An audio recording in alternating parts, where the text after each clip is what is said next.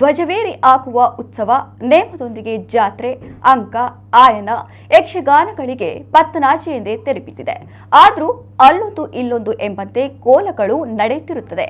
ಅದೇ ರೀತಿ ಶಿರಾಡಿಯ ಉದನೆಯಲ್ಲಿ ಅಪರೂಪವೆಂಬಂತೆ ಪಂಚದೈವಗಳಿಗೆ ನಡೆದ ಕೋಲ ಎಲ್ಲರ ಗಮನ ಸೆಳೆಯಿತು.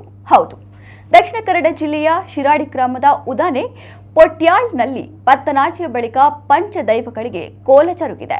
ತುಳುವರ ಮನೆ ಮನೆಗಳಲ್ಲೂ ಆರಾಧನೆಗೊಳ್ಳುವ ಕಲ್ಲುರ್ಟಿ ಮಂತ್ರದೇವತೆಯೊಂದಿಗೆ ಕೊರಕೊಜ್ಜ, ಗುಳಿಗ ಹಾಗೂ ಮೈಯಲ್ತಿ ದೈವಗಳಿಗೆ ಕೋಲ ಜರುಗಿತು.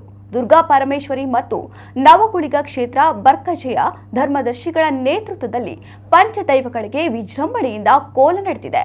ಅಧಿಕ ಸಂಖ್ಯೆಯಲ್ಲಿ ಭಕ್ತರು ದೈವಗಳ ಕೋಲದಲ್ಲಿ ಭಾಗಿಯಾಗಿ ದೈವಗಳಿಂದ ಸಿರಿಮುಡಿ, ಗಂಧ ಪ್ರಸಾದ ಪಡೆದುಕೊಂಡರು.